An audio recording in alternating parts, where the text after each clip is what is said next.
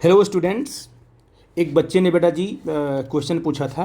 ये आपका इलेक्ट्रोस्टैटिक्स में एग्जाम्पल नंबर 20 है। जेई के सेक्शन में आपको मिलेगा। तो यहाँ पर आपके पास एक आपको दिख रहा है, एक क्यूब शेप दिख रहा है आपको, है ना। उसके कोऑर्डिनेट सब बनाए गए हैं। इधर आपका एक्स एक्सिस दिया है, कहाँ पर लेफ्ट में दिया है, इधर वाई जेड दिया है, इधर आपका वाई एक्सिस दिया हुआ। थोड़ा सा एक्सिस को चेंज कर दिया तो बच्चे हो जाते हैं कन्फ्यूज्ड, लेकिन डरने की बात नहीं है। मैं बताता हूँ कैसे सॉल्व करेंगे इसको। और इसके कोऑर्डिनेट दिए गए हैं, देखो सारे इसके कॉर्नर पर चार्जेस रखे गए हैं, Q Q Q Q Q, है ना। और इसको ओरिजिन माना गया है, सबका कोऑर्डिनेट दिया गया है। ये कितना है, A, 0, मतलब क्यूब की जो साइड है वो ए के बराबर है। ये क्या होगा, A, 0 होगा, ये A0, A0, A होगा, 0 A होगा, 0 A होगा। सारे कोऑर्डिनेट दिए गए हैं, हर कोऑर्डिनेट पर चार्ज क्यू रखा गया है, ठीक है ना। अब मान लो कि क्या बोलते हैं कि हमें क्या है कि यहाँ पर कितने चार्जेस कुल हैं। देखो आप थे 6 कॉर्नर हैं, 1 2 3 4 5 6 7 8, है ना। सॉरी 8 कॉर्नर 8 पॉइंट्स हैं। तो अपने सेंटर पे क्या ले लिया आपने, सेंटर पे जो लिया, जो चार्ज सेंटर पे रखा हुआ है उस पर निकालना है मेरे को नेट फोर्स कितना होगा due to all charges. Center वाले को आपने मेन मान लिया कि आपके पास सेंटर का चार्ज ये है, और इसी पर आपको क्या करना है, पूरा का पूरा नेट फोर्स निकालना है, ठीक है बेटा जी। थोड़ा सा एक्सिस इन्होंने क्या कर दिया है, लेफ्ट में कर दिया है, इसलिए बच्चे जब बड़ा कन्फ्यूज रहते हैं। उसको मैं समझाता हूँ आपको।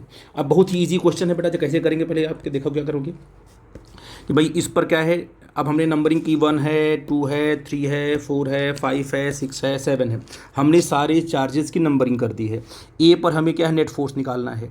और मैं आपको बता दूं कि क्योंकि यहाँ पर क्या है, कोऑर्डिनेट दिए गए हैं, तो पक्का है कि फोर्सेस क्या होंगे। अब फोर्सेस वेक्टर होते हैं, इनका वेक्टर सम करना पड़ेगा। क्यों बच्चा, सब में एंगल दिख रहा है आपको।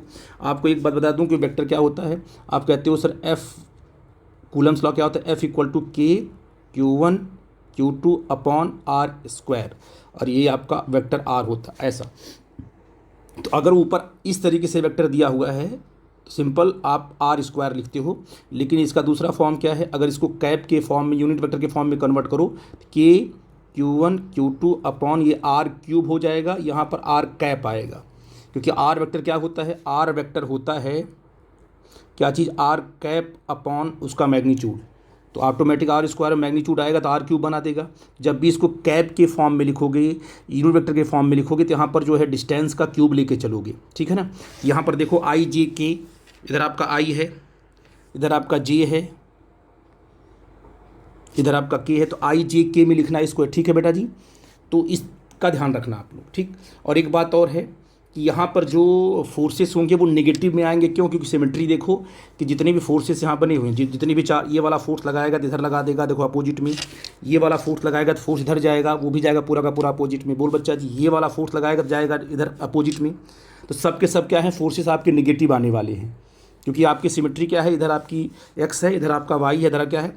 तो सारे के सारे चार्जेस इस चार्ज को रिपेल करेंगे तो अपोजिट में ले जाएंगे ना, है कि नहीं है। तो उस अपोजिट से डरना मत बेटा। अगर ये सिमेट्री क्या है, अगर ये यही एक्स इधर होता, वाई इधर होता, जेड इधर होता, और क्यूब आपका इधर बना होता, तो उसको हम पॉजिटिव लेते, आई कैप को, जे कैप को, क्योंकि रिपल्सन पॉजिटिव में होता। अब यहाँ पर सारे के सारे पॉजिटिव चार्ज है, जब भी इस पर फोर्स लगाएंगे तो रिपेल करेंगे, रिपेल करेंगे तो डायरेक्शन क्या जाएगी, अपोजिट ही जाएगी। तो देखो ध्यान से यहाँ से अब हम निकाल रहे हैं कि क्या बोलते हैं, इस पर कितना फोर्स लगाया, 1 ने, 1 सीधा फोर्स लगाएगा नीचे डाउनवर्ड डायरेक्शन। बोल बच्चा जी हाँ कि ना, ठीक है ना। तो कितना इसका कोऑर्डिनेट कितना है, देखा जी, एक मिनट, इसका कोऑर्डिनेट कितना है, कितना इसका कोऑर्डिनेट ए है ना। कितना डिस्टेंस हो गया तुम्हारा, पूरा का पूरा डिस्टेंस कितना होगा, ये सिंपल ए होगा, है कि नहीं बेटा जी। तो क्या लिखेंगे यहाँ पर देखो, F force on A due to 1 क्या हो जाएगा, के क्यू स्क्वायर, है ना। ये होगा आपका माइनस ए के कैप अपॉन ए क्यूब आएगा। डायरेक्शन कितना डिस्टेंस आपका है, देखो ध्यान से, ये डिस्टेंस आपका कितना है, ये ए है ना। और आप याद रखिएगा कि अगर डायरेक्शन आप ऐसे बना रहे हो, है ना, अगर इसकी लेंथ कितनी है, ए है, और मान लो ये डायरेक्शन आपकी आई कैप है, तो ये जो वेक्टर बनेगा आपका वो ए आई कैप बनेगा ना। तो ए मल्टीप्लाई करना, तो यहाँ बच्चे डरते हैं कि सर ए मल्टीप्लाई क्यों कर दिया आपने, क्योंकि ये ए कैप पूरा का पूरा मैग्नीट्यूड के साथ डायरेक्शन आएगी नीचे डाउन, नीचे की तरफ ना। तो ए जब डायरेक्शन लिखोगे तो पूरा पूरा मैग्नीट्यूड भी लिखोगे साथ में। हाँ, अगर ये 0,0,1 होता तब इसको लिखते 1 आई कैप, है ना। लेकिन यहाँ पर ए है तो आपको ए के कैप लिखना पड़ेगा डायरेक्शन के साथ। ये तुम्हारा क्या हो गया, तुम्हारा FA1 आ गया। अगर आपको FA2 force on A due to 2 निकालना है तो 2 आपका यहाँ पर है, क्या इसका कोऑर्डिनेट है, ए है और क्या है, यानी इसमें क्या है, आई नहीं आएगा, इसमें क्या आएगा, जे आएगा और क्या आएगा, के आएगा। लेकिन वो नेगेटिव में आएगा क्योंकि जब ये फोर्स यहाँ लगाएगा, देखो ध्यान से, यहाँ पर जब ये वाला इस पर फोर्स लगाएगा तो ये फोर्स जाएगा बिल्कुल रिपेल करेगा, इसका रिपेल करेगा, है कि नहीं बेटा जी। तो इसका जो क्या बोलते हैं एक्स और जेड कोऑर्डिनेट क्या होगा तुम्हारा, निगेटिव में होगा, क्योंकि ये रिपेल कर रहा है ना, अपोजिट में जाएगा तब। तो क्या बनेगा तुम्हारा, देखो ध्यान से, यहाँ पर ये बन जाएगा तुम्हारा KQ² in bracket KQ1 Q2 है ना, इन ब्रैकेट कितना होगा तुम्हारा, देखो -A J cap -A K cap. Direction भी आएगी ना बेटा जी, इसमें A कैप भी है, देखो इसमें क्या है, ये आपका क्या है, ये J है और ये क्या है आपका, ये K है, क्योंकि कोऑर्डिनेट दिया है तो ऑटोमेटिक जब यहाँ डिस्टेंस लोगे तो इसका x तो आएगा नहीं इसमें, क्योंकि ये वाली प्लेन है, इसमें A आएगा और क्या आएगा, तो A कैप J। अच्छा ये डिस्टेंस कितनी होगी यहाँ से लेके यहाँ तक, ये डिस्टेंस कितनी होगी बताओ बेटा जी, ये आपकी होगी √2a, कितनी होगी, ये प्लेन में है ना, तो आपका ये √2a होगी, तो अपॉन क्या होगा तुम्हारा √2a का क्यूब, पूरा का पूरा डिस्टेंस का क्यूब। अब FA3 क्या होगा, ध्यान देना, अब 3 कहाँ पे है, 3 यहाँ पर, ये आ गया तुम्हारा डायगोनल आ गया पूरा, ये दूसरे कॉर्नर पे है ना, डायगोनल आ गया, तो ये डिस्टेंस आपका होगा √3a, ये प्लेन में है तो √2a हो गया, ये जब निकालोगे आप क्या आएगा, तो ये आ जाएगा √3a, क्योंकि a और a 3 है ना आपका, तो √a² + a का, तो ये तुम्हारा जाएगा √3a। ये तो जो किसी क्यूब का जब डायगोनल निकालते हो तो क्या होता है, वो √3a आता है ना, अगर उसकी साइड a है तो क्या होगा बेटा इसमें बताओ जी, इसमें आपका KQ² क्या आएगा -AI कैप, इसमें तीनों आ जाएगा ना, और -AJ cap -A K cap upon √3a का होल क्यूब। क्यूब क्यों आ रहा है, क्योंकि आपने कैप के फॉर्म में लिखा है तो √3, ठीक है।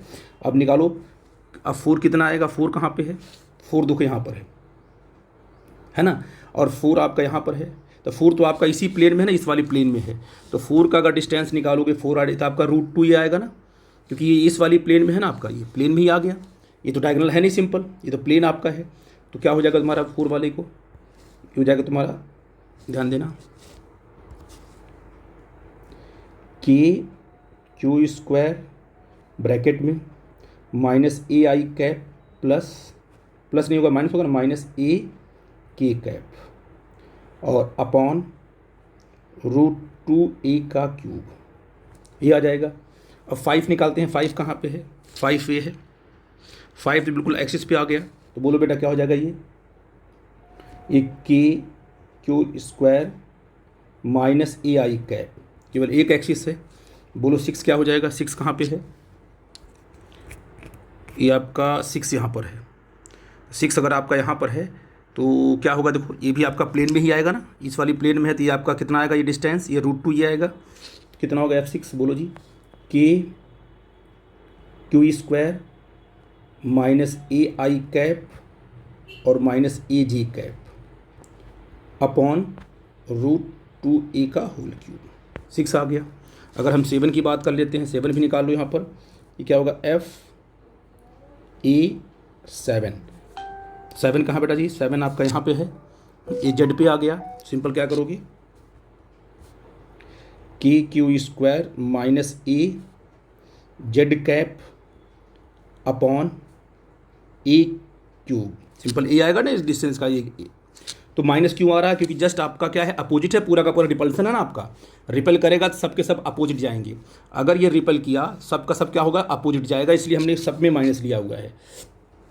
अब बताओ एफ नेट कितना आ जाएगा, अगर एफ नेट की बात करो तो सारे के जोड़ देंगे, क्या चीज़, F1A नहीं, क्या चीज़, FA1 + FA2 एंड कितना, FA7, ऑल द फोर्सेस का वेक्टर सम करेंगे, तो आई का आई के साथ, आई में ऐड होगा, जे में ऐड होगा, के में ऐड होगा, तो बोलो क्या तुम्हारा आ जाएगा, F net is equal to -K, है ना बेटा जी, KQ² अपॉन ए को हमने बाहर ले लिया, ब्रैकेट में बोलो क्या बच जाएगा, ठीक है ना, ब्रैकेट में क्या बचेगा पहले ध्यान देना, आई का आई में जोड़ोगे, जे का जे में जोड़ोगे, के का के में जोड़ोगे ना, तो यहाँ तो सिंपल आपका आ जाएगा 1/3√3 अब प्लस 1/√2 अब प्लस 1, ये आपका ब्रैकेट में अगर आ जाएगा देखो ध्यान से, और इधर क्या आ जाएगा आई कैप प्लस जे कैप और प्लस के कैप।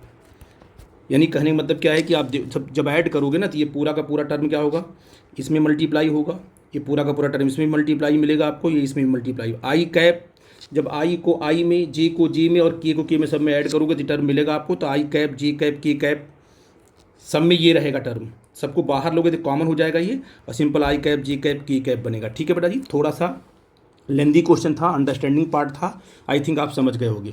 कोई डाउट होगा तो बेटा हमसे डिस्कस करना।